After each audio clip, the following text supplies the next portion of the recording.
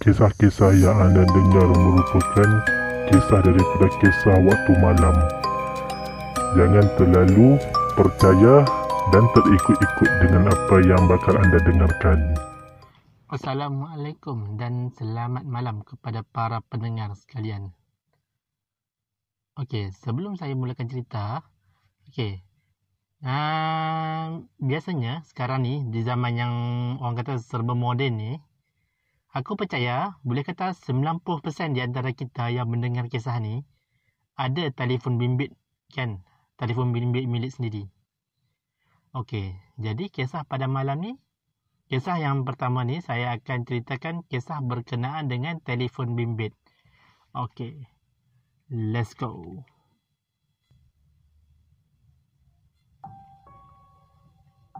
Okey, cerita ni datang daripada seorang abang yang berasal daripada Penang, Pulau Pinang, daripada Penang lah.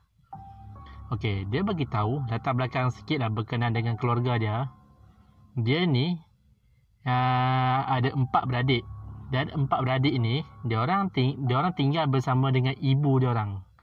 Ibu dia orang dengan ayah dia orang waktu kejadian ni dah lama berpisah. Jadi mereka semua memang duduk dengan ibu je lah, dengan mak mereka. Okey. Nak dijadikan cerita lagi. Si abang ni dia bagi tahu. Abang ni sebab dalam cerita ni dia setiap watak tak ada nama, jadi saya berikan si abang ni nama lah. Nama abang ni saya katakan nama dia Roy. Contoh ni nama samaran Roy. Si Roy ni bagi tahu dia ada seorang adik bongsu. Adik bongsu dia ni lelaki yang namanya saya boleh katakan sebagai saya mencilok je ni Namanya saya kasih nama sebagai Kai. Kai bukan nama sebenar, nama samaran dah. Boy bagi tahu dia dengan Kai ni memang asyik bergaduh daripada dulu. Masa dulu dia orang memang asyik bergaduh. Kenapa dia orang asyik bergaduh? Ni aku nak ceritakan sikit. Si Roy dengan si Kai ni dia orang asyik bergaduh sebab Roy kata perwatakan dia orang berdua ni lebih kurang sama. Dia orang ada minat yang sama, dia orang ada cara cakap dia orang sama, cara jalan pun sama. Oleh sebab tu Roy kata sebab dia punya perasaan ego dia rasa macam seolah-olah adik dia ni nak meniru dia. So itu yang buatkan dia rasa macam bengkak menyampah dengan adik dia tu. Padahal apa watakan adik dia memang macam tu, tak ada maksud nak tiru dia pun. Jadi memang kerap lah dia orang mengaduh. Kadang-kadang si abang ni bila tengoknya adik dia, adik ni, contoh kalau pergi kedai order makanan, contoh si abang ni, si Roy ni suka makan nasi ayam Hainan lah, contoh. Tiba-tiba si adik bongsu ni pun, si Kai ni pun sama juga, order nasi ayam Hainan juga. Sama. Sebab cita rasa dia orang kan lebih kurang sama. Pasal hal tu pun dia orang ni boleh bergaduh. Okeylah. Itu sebab sikit lah berkenaan dengan Roy dengan adiknya Kai. Nak dijadikan cerita, satu hari ni waktu maghrib waktu tu, si Roy ni dengan si adik dia orang bergaduh lagi. Tapi kali ni bukan bergaduh kat rumah. Dia orang bergaduh dekat dengan office mak dia. Sebab masa tu dia orang baru balik daripada sekolah. Mak dia ambil dia orang. Mak dia ambil dia orang. Sekejap aku jam sekejap. Sorry. Bukan mak dia orang ambil dia orang sekolah. Dia orang daripada sekolah. Dia orang sekolah sesi petang mungkin. Daripada sekolah, dia orang datang ke office mak dia orang. Mak dia orang kerja dekat salah satu office kerajaan lah, dekat dengan Bukit Mertajam, Pulau Pinang. Dia orang balik ke office mak dia orang sebab sekolah dengan office mak dia tak jauh pun, dekat je. Jadi dia orang balik, tunggu mak dia orang kat office, lagi dia orang akan balik sekali je ke rumah. Nak dijadikan cerita, petang tu si Roy dengan si Kai ni lagi sekali bergaduh.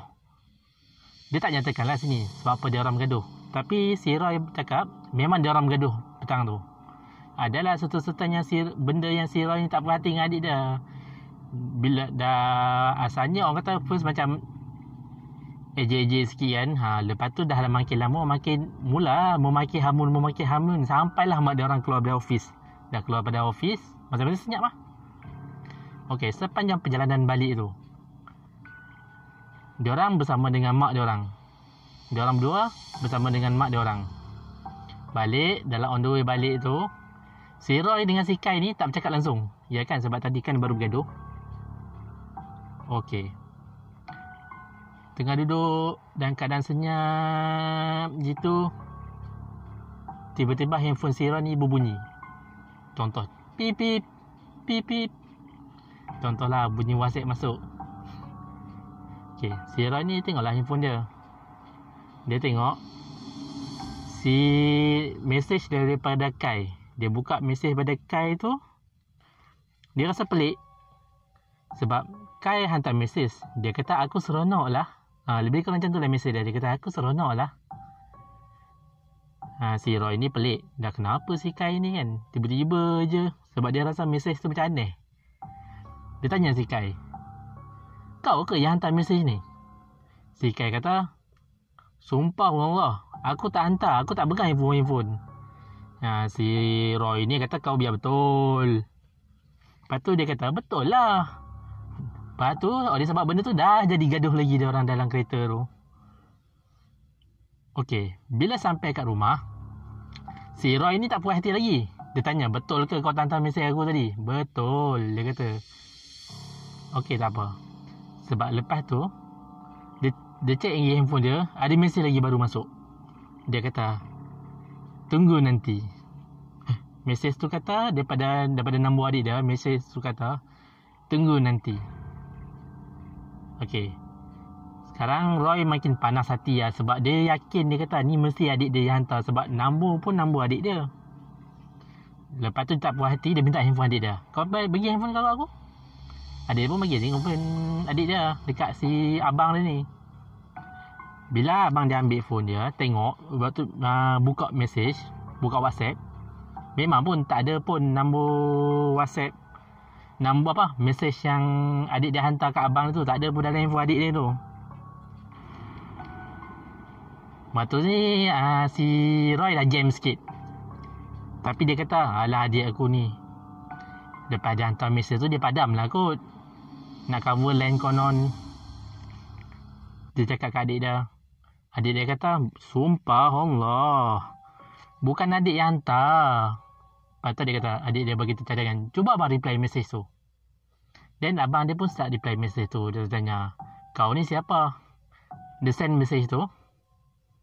Dan dia mengejutkan, dekat dalam mesej, dekat WhatsApp tu dah ada betik. Maksudnya sepatutnya mesej tu dah sampai. Sepatutnya mesej tu dah sampai ke handphone adik dia. Tapi yang peliknya, mesej tu tak sampai pun dekat adik dia. Dekat adik dia tak ada dapat mesej tu. Bukan sekadar tu saja. Tiba-tiba ada reply baik daripada nombor adik dia tu. Dia kata tunggu nanti malam. Okey, masa ni si Roy muka dah pucat dah. Dia dah rasa memang seram sangat dah masa ni. Lepas tu adik dia ambil telefon abang dia. Adik dia tanya, tapi awak ni siapa? Dia typing lah, tapi awak ni siapa? Dia kata. Dan macam sama juga, dia hantar, dia send message tu, tapi message tu tak sampai ke handphone dia. Dan tiba-tiba dia reply, awak jangan sibuk, tunggu nanti malam. Dah jam, dua-dua muka pucat. Okey, oleh sebab dia orang dua-dua beradik dah rasa semacam masa tu, dia orang tak tunggu lama. Dia orang terus report benda tu dekat mak dia orang. Waktu dia report benda ni kat mak dia orang, reaksi mak dia bila, apa korang ni? Korang berdua jangan macam-macam. Dah sekarang ni mak dia orang pun jam. Dengan dia orang berdua pun jam, mak dia orang pun jam malam tu. Jadi untuk ringkaskan cerita, okey, pada malamnya waktu dia orang ni dah macam biasalah, sebabnya esoknya nak sekolah. So budak-budak ni biasanya Roy dengan adik-beradik yang lain, mak dia memang akan suruh tidur awal. Dan pukul 9 tu dah masuk tidur je lagi. Dan kebiasaannya si Roy ni, dia bagi tahu dia tidur dengan adik lelaki dia ni lah. Adik lelaki bongsu dia ni yang bernama Kai tu. Gaduh-gaduh pun tidur sebilik. Okey. Roy ni cakap, dia sebelum tidur dia akan panggil kucing dia. Contoh kucing dia, aku nak bagi nama siapa lah. Aku bagilah nama Tom Okey, contoh kucing ni nama Tom. Tom. Sagi Tom tu biasanya dia akan berlari daripada mana-mana lah. Dia akan berlari, masuk bilik, dia akan tidur dengan dia orang sampai pagi. Tapi, waktu dipanggil kucing tu, Tom. Kucing tu datang, Tom tu datang, jalan, tiba-tiba duduk depan pintu dia orang, dia stop. Lepas tu,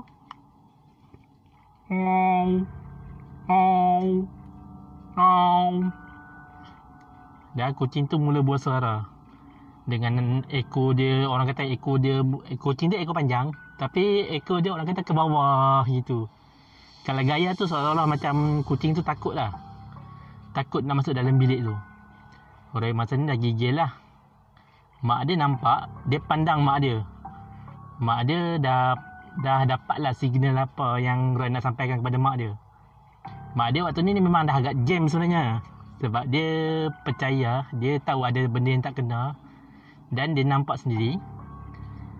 Jadi malam tu mak dia call semua kenalan yang ada dalam telefon tu. Call semua kenalan dia yang nak tanya mana boleh dapat bantuan. Sebab dia takut kalau dia biarkan benda ni nanti jadi bertambah teruk. Okay, call punya call. Tiba-tiba dia dapatlah kontak seorang ustaz ni daripada salah seorang kenalan dia yang aku boleh kata, yang aku bagi dia gelaran sebagai mak senah. Contoh mak senah. Dia call sampailah dia call satu nombor ni, Mak Senah. Hello, Mak Senah. Hello, Assalamualaikum Mak Senah. Waalaikumsalam. Kenapa?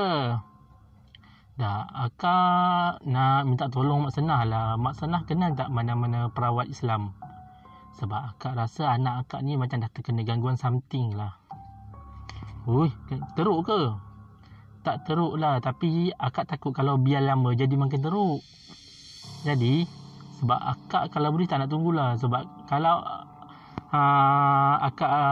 kalau Mak Senah ada nombor perawat ke siapa lah yang boleh bantu benda ni, boleh tolong bagi kat akak tak? Ui, ada. Sekejap akak hantar WhatsApp. Jadi dipendekkan cerita, dia dapatlah nombor telefon ustaz yang orang kata boleh merawat lah benda ni. Dan dia pun call ustaz ni, ustaz tu pick up call. Bincang. Ustaz tu kata tak apalah, boleh. Dia kata malam ni, kalau boleh malam ni juga datang. Bawa dia anak-anak dia. Bawa je anak-anak dia semua. Datang jumpa dia. Okey, dipendekkan cerita. Bila dia orang dah sampai ke rumah ustaz tu, perawat tu, dah cerita balik semua apa yang berlaku. Ustaz tu macam biasa, dia mulakanlah ruqyah kepada semua ahli keluarga masa tu. Ruqyah dan alhamdulillah lah, tak ada apa yang berlaku, tak ada reaksi apa, dan ustaz tu bagi tahu. Okey. Ustaz tu cakap kemungkinan besar sebab makhluk ni, jin ni, dia orang juga dia ada keupayaan untuk orang kata manipulasi kita punya teknologi. Contoh macam kita punya handphone ke, laptop ke, apa-apalah teknologi kita. Jin ni dia boleh mempengaruhi teknologi kita sebenarnya untuk menyesatkan kita. So dalam kes macam kes Roy ni yang dia dapat mesej tu, dia mungkin rasanya jin tu dia suka dengan Roy. Mungkin jin tu nampak Roy bergaduh dengan adik dia tadi. Mungkin pada tu jin tu dah mula suka dengan Roy. Tapi kena ingat jin ni bila dia suka dengan seseorang manusia tu, dia bukan nak bagi kasih sayang apa tau. Dia suka nak mengganggu, nak merosakkan orang tu. Jadi ustaz tu pesan, lepas saja rawatan tu malam tu, sebab dia tak ada sampai nak kena rasuk ke apa sebab ustaz tu kata jin tu cuma datang tengok je dulu. Kalau lambat minta bantuan, mungkin dia akan jadi lebih teruk lah lepas ni. Faham sendirilah apa jadi lepas tu. Okay.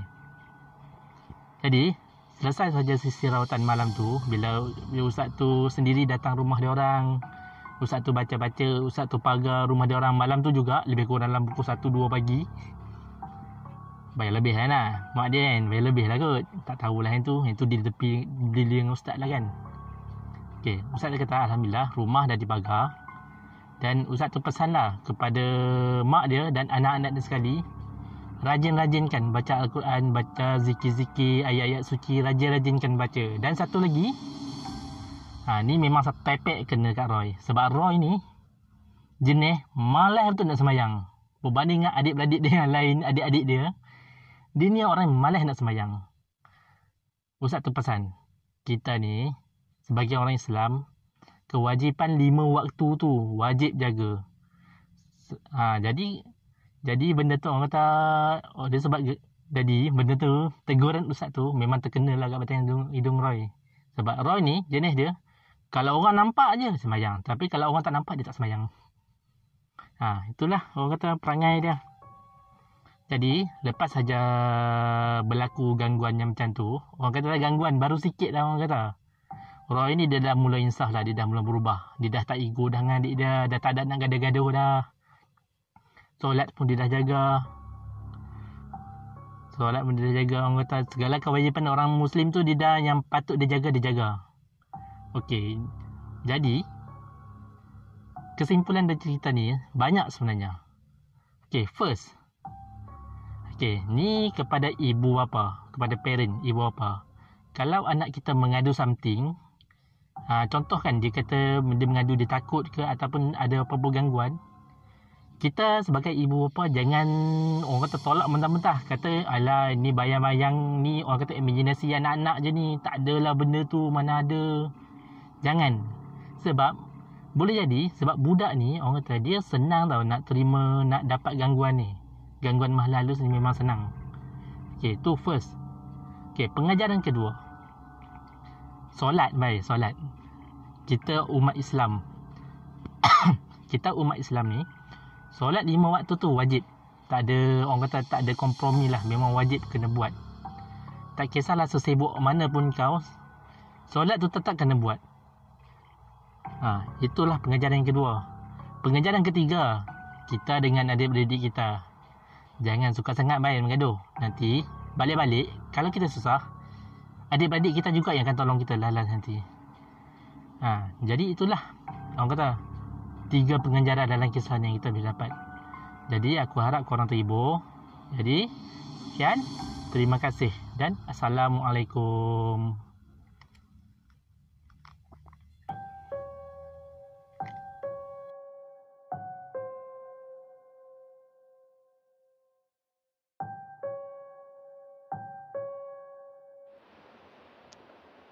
Okey. Tanpa berlengah masa lagi, kita terus ke kisah kedua. Okey. Kisah kedua ni datang ni daripada Joe. Joe ni bukan nama sebenarnya. Okey.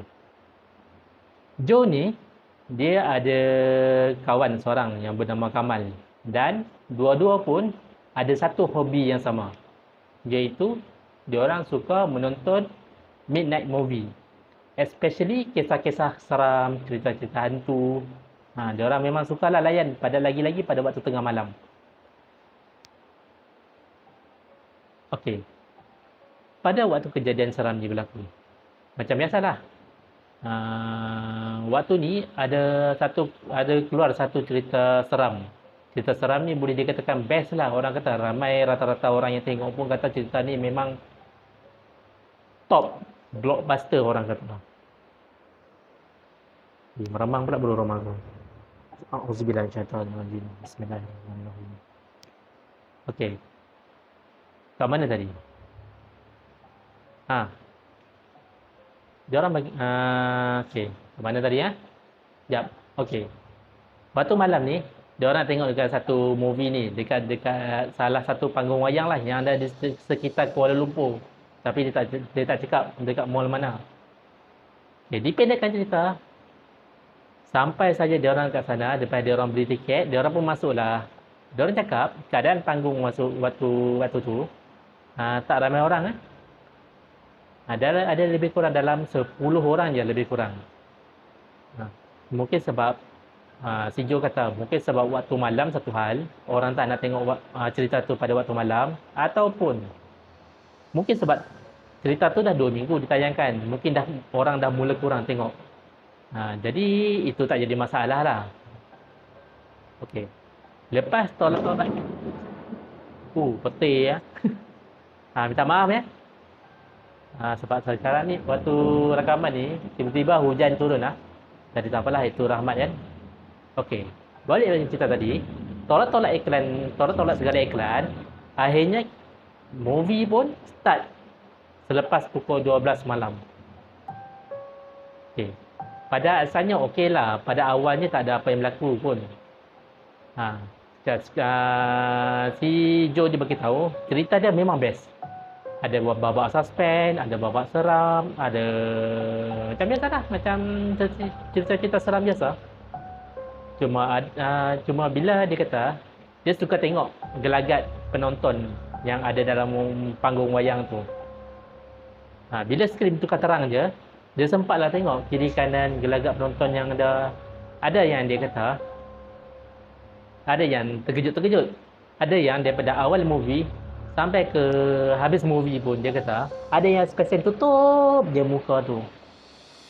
Tak tahu dah berapa macam dia tengok movie kalau dia tutup muka daripada awal sampai habis kan. Ada yang sampai menangis-nangis pun ada. Tapi dia tengok lagi movie tu. So tak apalah, itu memang perkara biasalah pun. Sebab movie seram kan. Ada lagi-lagi scene yang orang kata scene yang ada jump scare tu. Aku pun kalau tengok movie seram, aku tak pernah tengok dekat wayang. Sebab aku benci kalau dia punya jump scare tu. Kau bayangkan skrin yang besar tu, tiba-tiba wow, gila, mau tak terkeluar jantung. Okeylah, balik pada cerita tadi. Ini kisah seram mula berlaku. Selepas saja setengah jam diorang layan movie tu, tiba-tiba skrin blackout.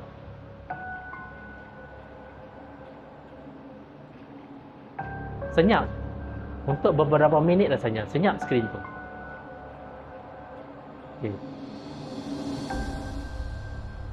Weh, apa pasal tiba-tiba gelap ni weh?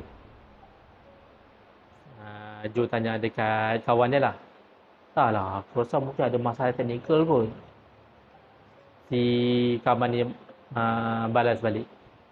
Siapa tadi? Tak kisahlah. Lupa dah tu. Lepas tu dalam keadaan tu, tiba-tiba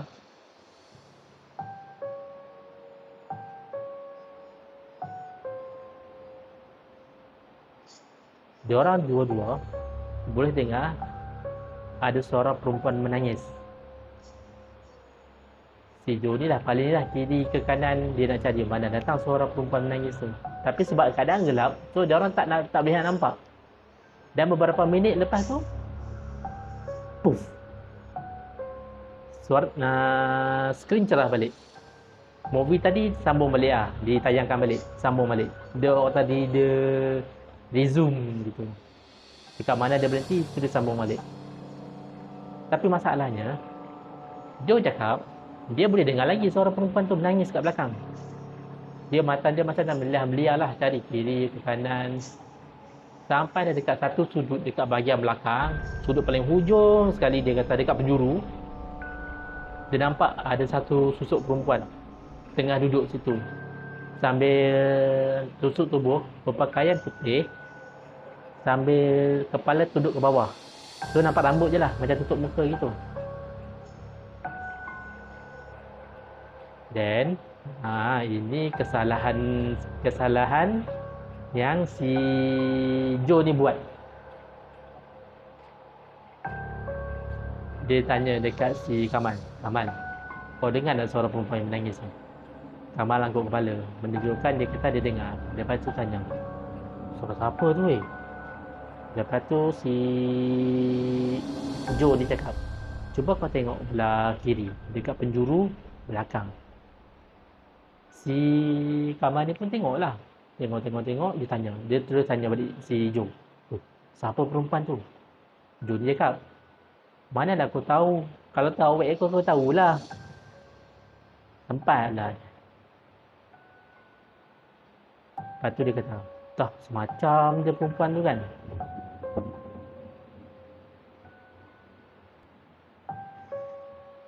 Si Kamal ni cakap, aku rasa perempuan tu macam ada yang tak kena je. Yang si Jo ni dah terdiam lah. Masing-masing muka waktu ni dah pucat. Pucat habis. Jantung tu berdegup, orang kata memang kencang masa tu. Sebab masing-masing dah ketakutan. Sebab tengok perempuan kat belakang tu, gaya dia memang seram. Dan yang paling seram lagi, bila dia orang perasan, dalam panggung tu tak ada orang. Tak tahu mana 10 orang tadi pergi. Mungkin waktu blackout tadi dia orang semua dah keluar kot. Mungkin lah, mungkin. Okey, tapi dia orang nak teruskan lagi tengok movie tu. Tapi kali ni dia orang tak ada fokus kat movie tu. Sebab dia orang asyik duduk teringat dekat perempuan yang kat belakang tu. Okey. Dalam dia tengok movie tu, bila dia orang pusing, bila si Jo ni, bukan si Jo, bila si Kamal ni, dia toleh ke belakang, dia tengok arah perempuan tadi tu.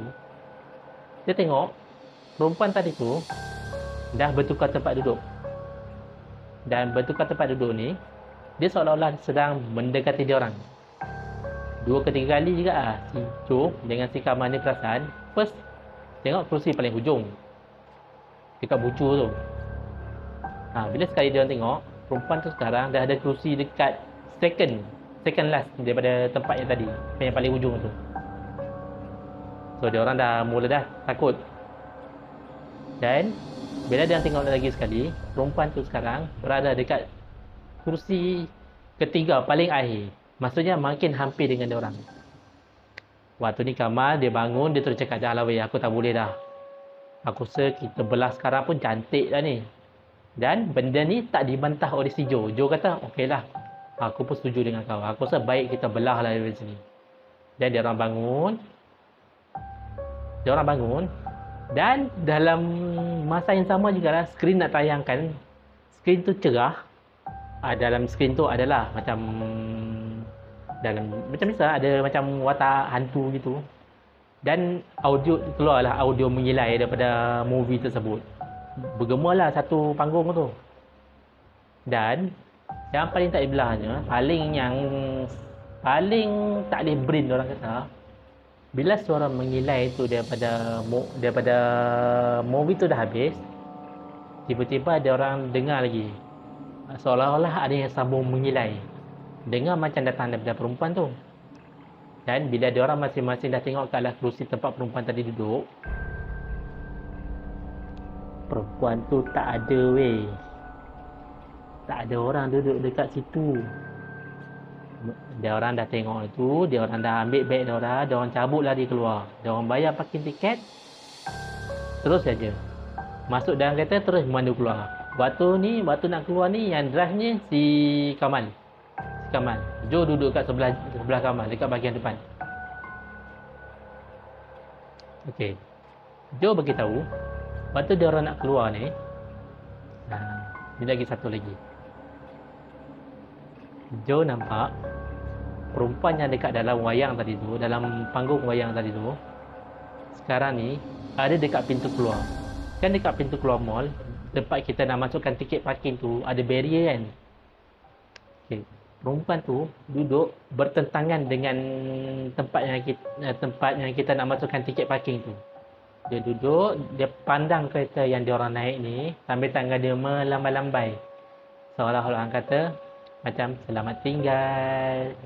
Tapi mata perempuan tu terbeliak dengan muka pucat putih dia tu, dan melemparkan senyuman yang menyeramkan kepada Jo lah.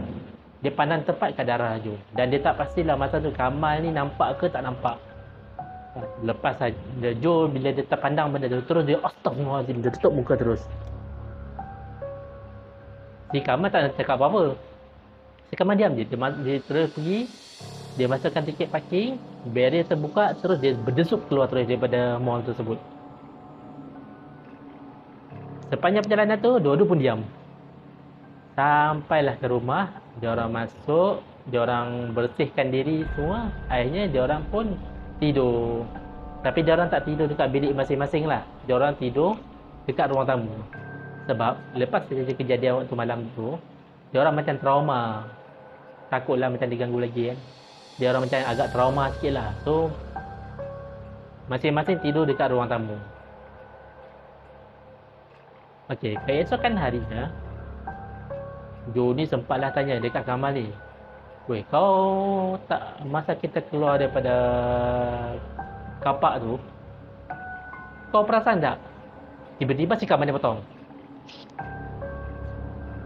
Tahu. Dia berdiri dekat barrier kan. Lepas tu Seju kata, kau nampak ke? Kamal kata, yelah, aku memang nampak lah.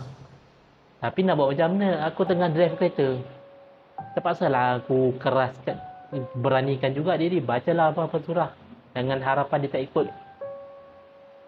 Aku takut juga kata. Tapi masalahnya aku fikir keselamatan juga dia kata. Sebabnya nak bawa keretanya aku. Kalau kau takut, aku pun takut juga.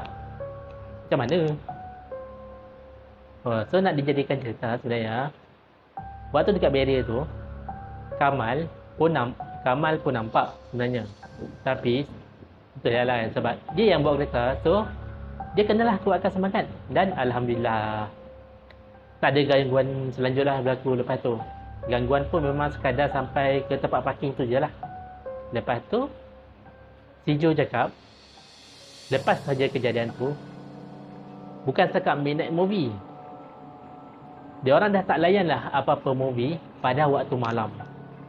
Especially selepas tengah malam, lagi-lagi cerita tu cerita hantu. Lagi dia orang takkan layan lagi dah. Okey, sekadar itu sajalah kisah untuk kali ini. Okey, kalau ada apa-apa yang terkurang, saya minta maaf. Sebab apa? Saya pun baru lagi lah dalam cuba untuk menyampaikan kisah-kisah seram ni.